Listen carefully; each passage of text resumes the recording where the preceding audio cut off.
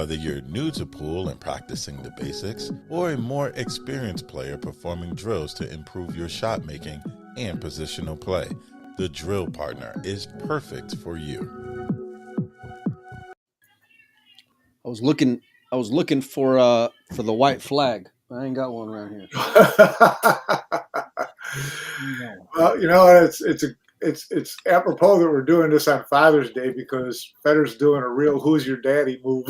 Oh, Mike, you were saving the big guns for the best show of all. I've been waiting all morning for the opening of the show. Who is your daddy? Even like I've been known to piss off some players, and I'd love to hear one day just your stories on pissing off players. By the way, but like I don't know if I would cross that line, Mike. I don't think I got the balls to go that far. How you doing, buddy? Good. Listen, I'm the one who bet on Shane, right? Even after I said how it favors Fedor for all those reasons, I went ahead and bet on Shane, and I haven't won a bet since I bet that Mosconi would upset Greenleaf in 1945. Right. Yeah. And that's whenever you had the that Back to the Future stats book. Like, yeah, that's right. I don't know where to begin at, Mike. I know where we're going to end. I know where we're going for. There's no doubt about that. I mean, it's over already. I mean, it's I mentioned this on Facebook earlier. I got zero interest in watching day 3. This is the part of like a long race rotation that makes it extremely difficult for me, Mike. It's like when you get in this dead zone of you're too far gone, then it becomes like, you know what I mean? Yeah. You want to see a bunch of safety battles at that point.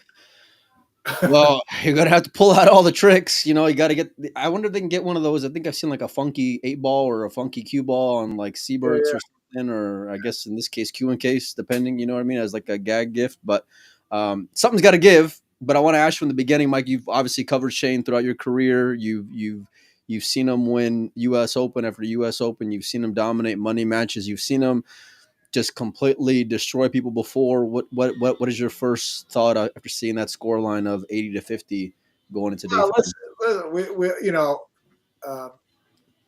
I haven't watched a ton of it, so I don't know, if Shane's been drilling balls into the rails. I don't think so. But when you're playing someone like Fedor, who's, there's a lot of arguments, best player in the world, him, Josh, whatever, coin flip. This can happen. I mean, the guy's, 42 years old. Doesn't mean he doesn't still shoot straight, and doesn't mean that, Shane, one thing we know about Shane is he can last 3 days in a gambling match still, right. do fine. But when someone just, starts breaking and running out like a maniac, there's nothing you could do. You don't blame the loser. You just pat the winner on the back and say, there's nobody in the world is making this match any closer than it is right now, based on the way Fedor's been playing. I mean, like, yeah.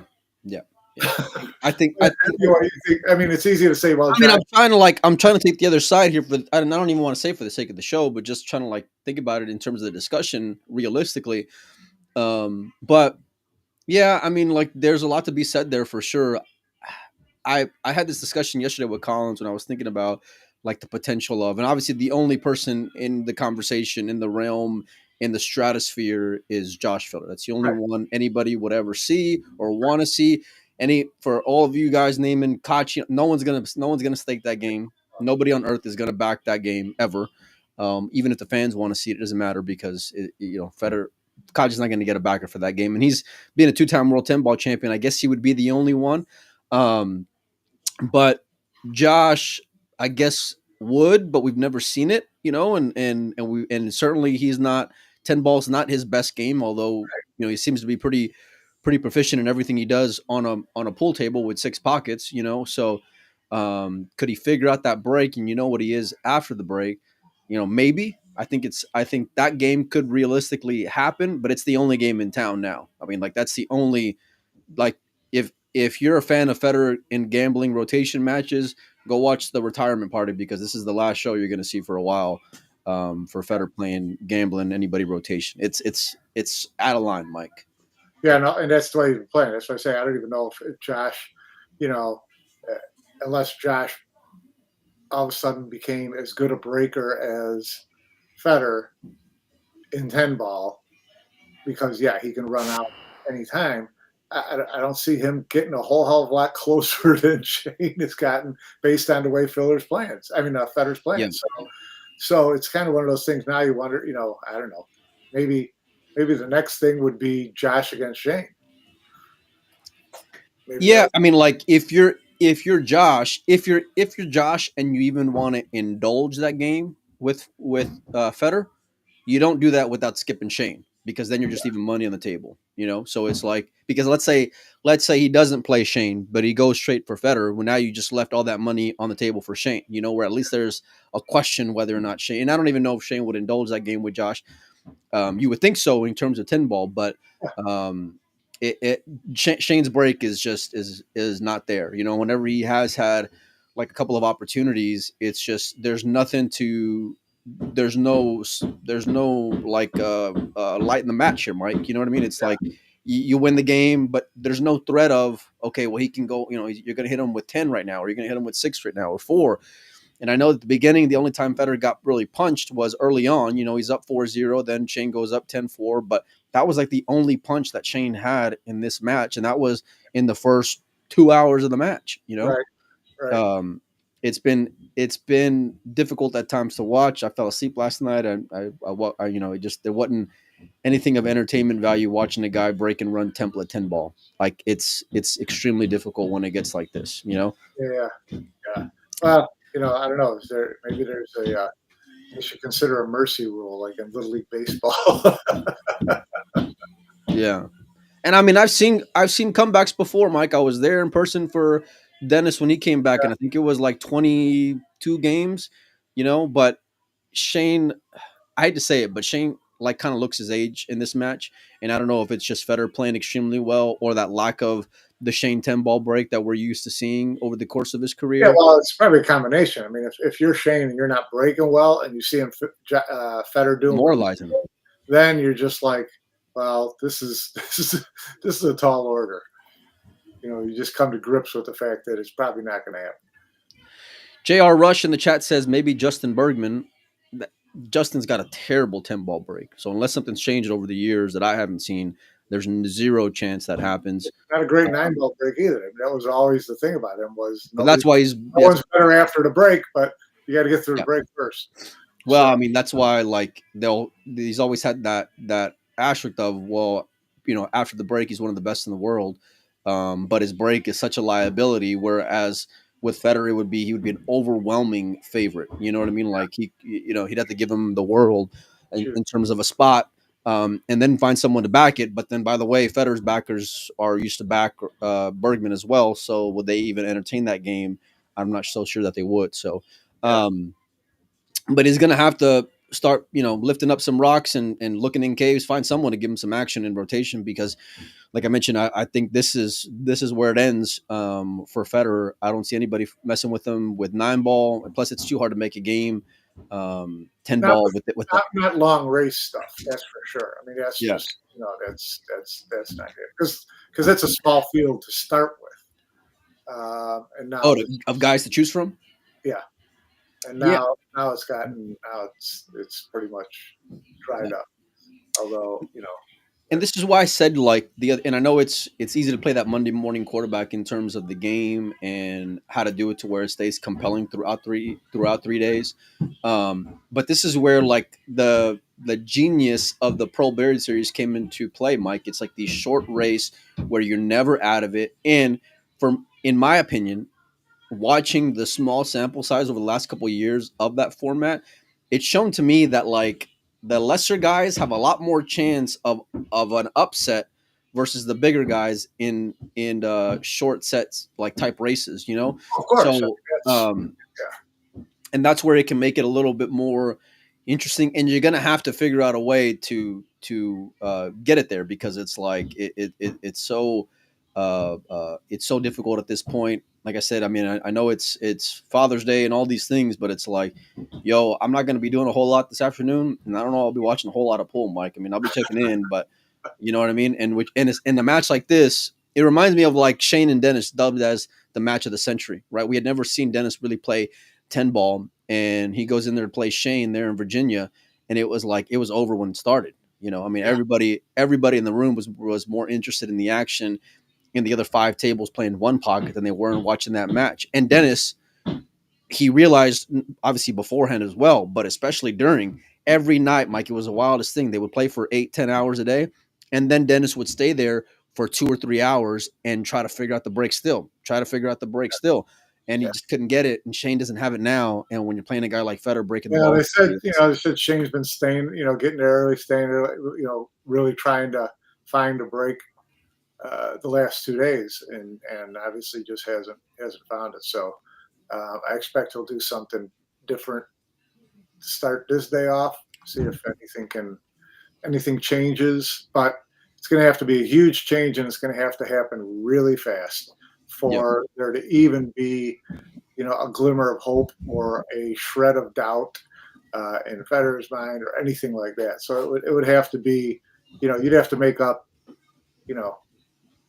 10, 15 games in the first 20 to 25 games of the, of the match. That was part of the problem yesterday, Mike. It's like they were going game for game. It feels like through 30, 40 games, but it's like when you're stuck 18 already, it's so hard to make up that deficit. And right. Feel like I got to swing, you know what I mean? And then I go to bed, 5, and lose 4, make up, 3, lose 4, whatever it is. That's just kind of, in Federer's in that thing where, I'll trade games with you from now till doomsday. Oh, he's perfectly content with that, with playing that, There's no pressure on him to put a package together. He may anyways, and he did, yes, but there's no pressure on him to do that. There's pressure on Shane to throw a couple of 6s and 7s together in a hurry. There's no threat. There's no threat of that happening right now in terms of Shane and his camp and Shane's break. Brian asks, what's the score? It's 80-50. Sorry about the noise. I got working on the roof over here, Mike. 80-50 right now. I told you before the match, Mike, when I saw that break and I saw the little sample size of Federer controlling the one and the way that it was dressing up for him, that it could get ugly. You said Shane wouldn't 100. I still don't think he gets to 100. I still don't think so. And that's a pretty bold statement there. He only needs to get there on the last day. Yeah. Well, I mean, like now it's a ridiculous statement, but when you're saying, hey, I don't think you're spotting Shane 20 plus games, I don't think it's like it's a crazy thought 2 days ago. You know what I mean? So, but this is what Federer can do when he figures out the break, and so I've seen some comments online from like BJ Ussery, don't, let him use a triangle, don't let him finger the one. I think all those things are decent, and great ways to try to make an additional game happen. But you're not changing in the middle of this match. No. I mean, we saw that one time in I don't remember what promotion it was, but it was like, yeah, we're changing the game in the third day just to make it more competitive. And I think it was like Earl versus Sky or something. And this is where, like, if you ever had any questions as to the legitimacy of the money being bet or things like that, this is where it's on the level, because like the entertainment factor is, I don't want to say it's all but gone, but it's pretty close to being gone when the guy's up by 30 going into day 3. But this is when like the money's legitimate, so they're not going to ease up any. He's going to finish the job, and barring a miracle, I don't see any way that I don't think Shane breaks 100, Mike, and I know he'd have to be 10 games above 40 today, but it's just it's nothing leads me to believe that he can get there. Yeah, right. It is a tall order. So, yeah. Sean Hanna says no pressure on either according to Jason Shaw. Am I missing a social media comment from Jason? Yeah. Jason Shaw jumped on and wrote that neither guy put up a dime of his own money and that they're making $1 zillion off the stream, and so there's no pressure on either of them. Listen, he's not right. For starters, that neither player put up any of their own money. 2, I don't know why you would say stuff like that anyways. What's the point? It just, like that. I didn't know any of this. One, these guys are are okay, selling out their backers if they're just not feeling it. You know what I mean? They just don't. This stuff doesn't happen for guys who have these big matches like Shane. They don't do that. So I just thought it was. I just didn't get the point of why he felt the need to say that stuff. But I'd love to see the quote. I'd love to see the comment. If anyone has it, send it over to me on it was on Messenger. Brandon. It was on Brandon Schuff's a response to a Brandon Schuff comment on Facebook. Let me see if I can. That seemed that it sounds to me, just my initial thought is, well, it's a few things. One is, by the way, Sean, thanks for the comment. One is, we've seen Jason back out of a lot of money matches. So like him saying, and money matches in which he was going to get paid an appearance fee. We've seen it before when he was going to play Bergman. He took a couple of years ago back in Michigan. He was all fine with playing Fedor until that, 6 months later, the match still had never happened. The last time we saw Shaw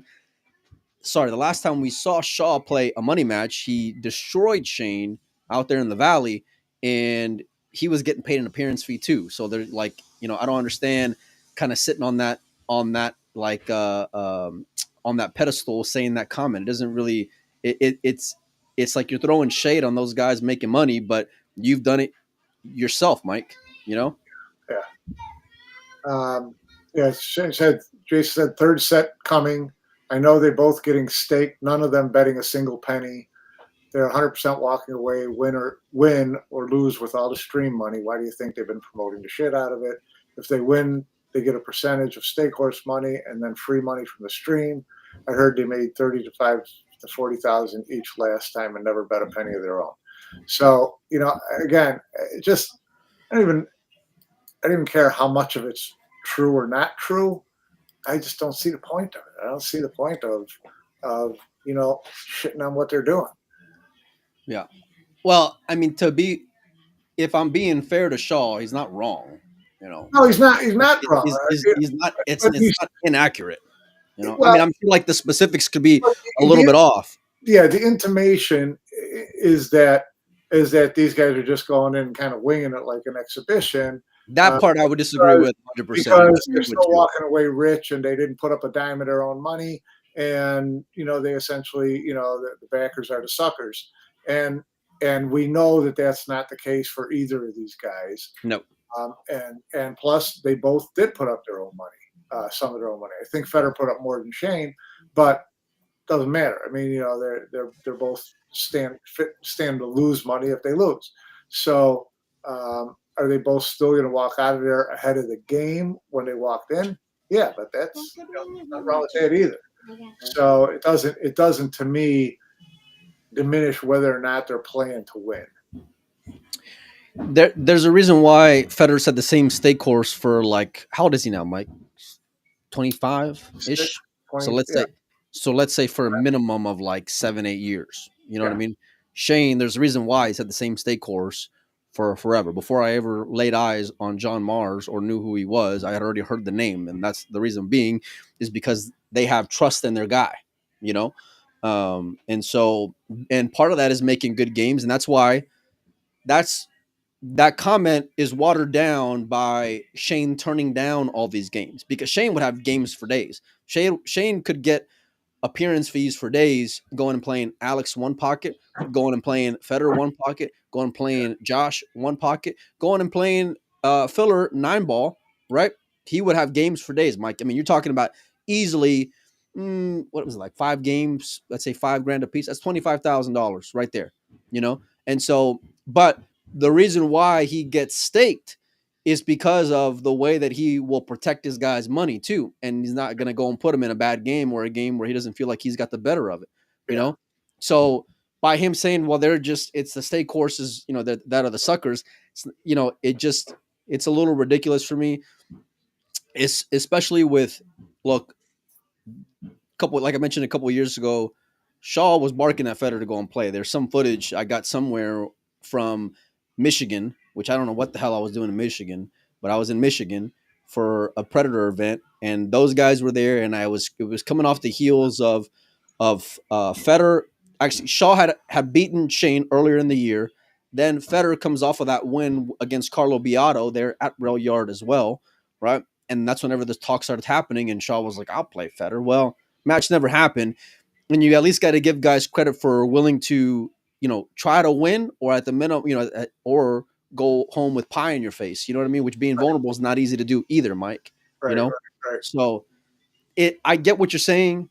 It comes across real like kind of salty, a little bitter that you're not making any money. Okay. It's weird. It's just it doesn't sit well. Plus, you know how it is, Mike. There's like a fraternity there amongst those guys, right? And so to kind of shit on, somebody else making some money, is just a little, you know what I mean? Like just I don't know about you. Oh, never I'm mind. just gonna bite my tongue and stick with it. You? No. Come on, Mike. This is not the biting of the tongue show here, But I don't understand it hearing that. Like I said, I'm gonna go and search for it online now. But no, I mean, I think that like if there was anything like fishy going on, you would see, oh, well, we'll change the game here in the middle of the third day just to make it more entertaining for the fans or whatever. None of that's happening. They're gonna finish it off. Fedor's gonna finish them off, and it's gonna be the end of it. But Bill says if there's a third match with similar rules, you'll know Shaw's right. That might be a little fair. I don't think there's going to be a third match, Mike. I don't know about you, but I don't think there's going to be a tiebreaker because this one's just so far out of line, and so I don't see Shane indulging that, even though there would be money to make, unless there's an adjustment. Now, if there's an adjustment, then different. I mean, because to do the same thing, do you think there'd be as much interest from fans after this? I don't think it would sell as well. I don't think it would be huge box office. If this went down to the wire, yeah, of course. But, listen, they're not setting up a third match by losing by 40. It doesn't help you set up that tie-breaking match. No. And that's why I said earlier, like, hey, listen, if you like Fedor playing rotation gambling matches, go pay $30 a day, because this is the last time you're going to see him play a gambling rotation match for quite some time. Nobody is going to want to mess with that dude playing 10 ball, maybe some 9 ball, but that's it. Like they're and he's only, and he don't got a whole lot of customers now at this point anyway, now Shane would much rather go and do exhibitions, and he's got a list for days that he can go and travel all over the world doing exhibitions and get paid appearance fee versus going and losing to some, 20-year-old playing rotation, because Shane's got pride and an ego as well. You know what I mean? And so he doesn't like going out there and knowing that he's going to be in a vulnerable position more so than what he has to be when you're playing a match like this. Does that make sense, Mike? Yeah.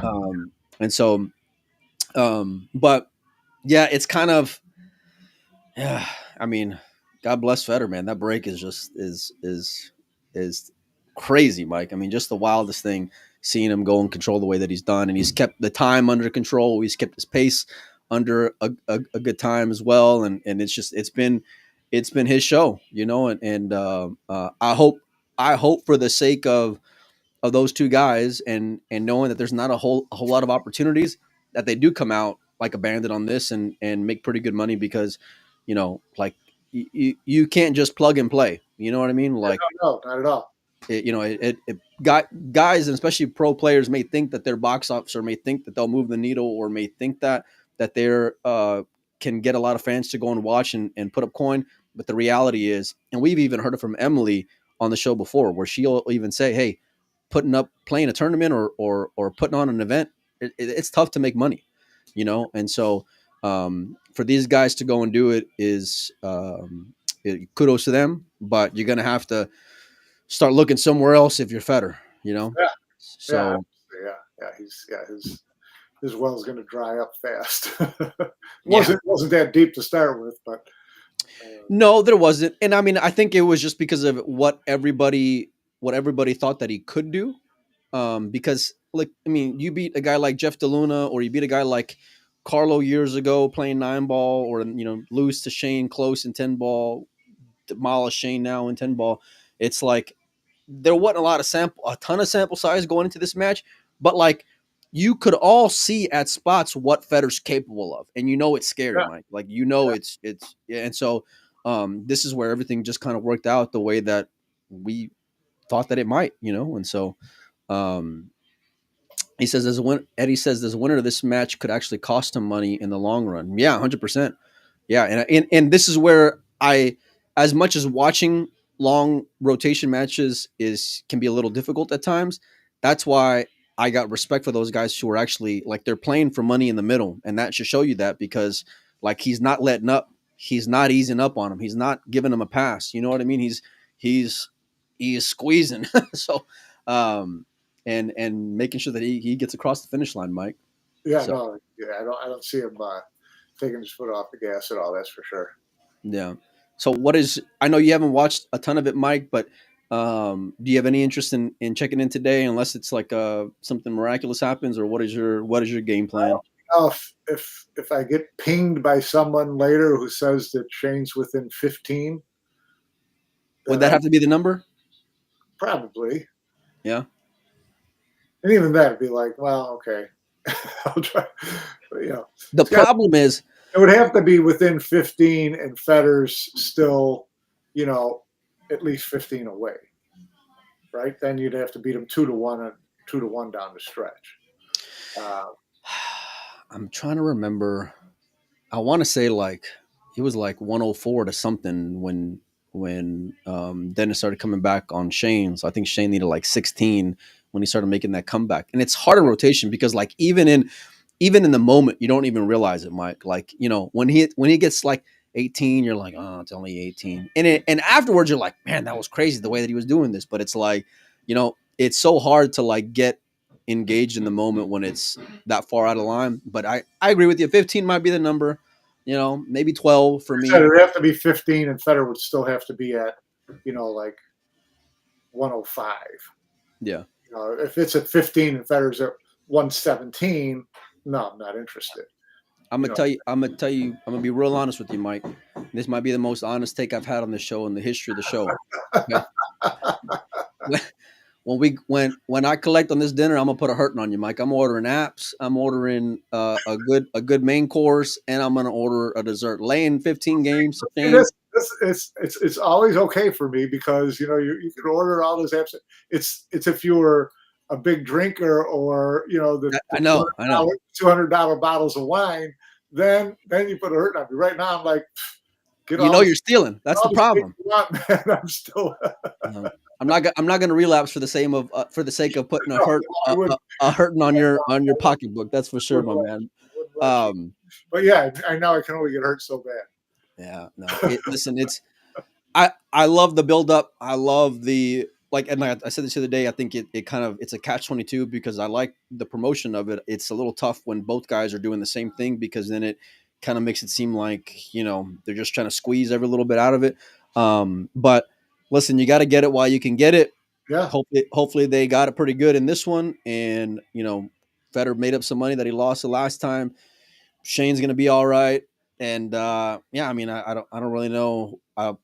It's you're gonna be having these discussions though in terms of like exciting matches, without mentioning Fedor's name for a while though, because it's gonna unless somebody realistically steps up and says, "Hey, I'm willing to play you for 50 on my side or 100 on my side," it's gonna be like, you know what I mean, like, not interested.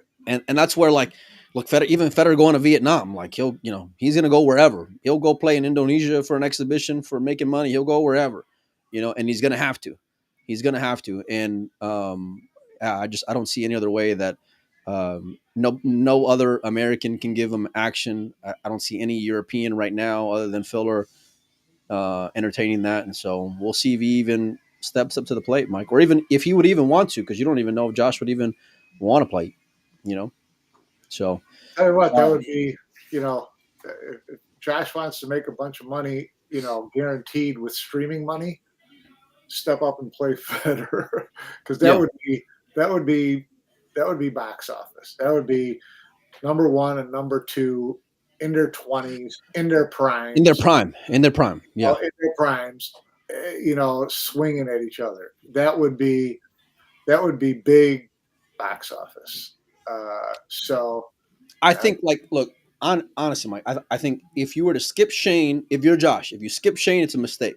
You got and now that Shane's got shown a little bit of weakness, you know what I'm saying? Yeah. So like if you skip Shane, it's a mistake playing 10 ball. But it would be pretty box office to see them play Fedor for sure. But I would just say pick up that money on the way to play Fedor. You know what Yeah. I'm saying? So do you think that if Josh played Fedor, it would have to be 9 ball? Yeah, and even then, I mean, you know, I don't even think it's 100% that the kid will get staked. In the kid, I mean, in Josh, I mean, he may, and I'm assuming he would. But I think that's the game because, like, someone's got to be willing to step out to get out of line, including Yeah, Josh. yeah. To play. Fedor knows he's going to have to give something to get Filler into a game, and it's going to have to be 9 ball. Yeah, I mean, like he like burned all of his rotation bridges. Like, I mean, playing 10 ball rather. Like nobody on earth is gonna want to play him 10 ball. Like I said, Josh might, but you're gonna have to sell him on the game. You know what I mean? And so that's where I think it could be difficult. And I mean, look, I said this with Collins yesterday. They were, and as I was like reflecting on like what I've seen of Josh playing 10 ball. Last time was seeing him during COVID play James, and I know we're like 4 or 5 years removed now, but he had this like drag pop 10 ball break where he was getting those balls in on the side, kind of like Fedor, but obviously nobody's looked like Fedor, like the way he has right now. But other than that, that's it, Mike. I mean, 9 ball playing filler, sure. 1 pocket playing filler, sure. Alex playing 1 pocket, sure. Or they're going to start the biggest rivalry in pool with Fedor playing Little John. Big spot 1 pocket, and that's it. You know what I mean? Because that's who else? So that well is almost all but dry. Yeah. So anyhow, Mike, I said this earlier though. I'd love to see them play some bar table just because I've seen Shane be a monster in the bar table, and I was 100% serious in that. That's like Shane's comfort zone. He grew up on the bar table. 8 ball's his game, or even 10 ball. But other than that, sayonara, buddy.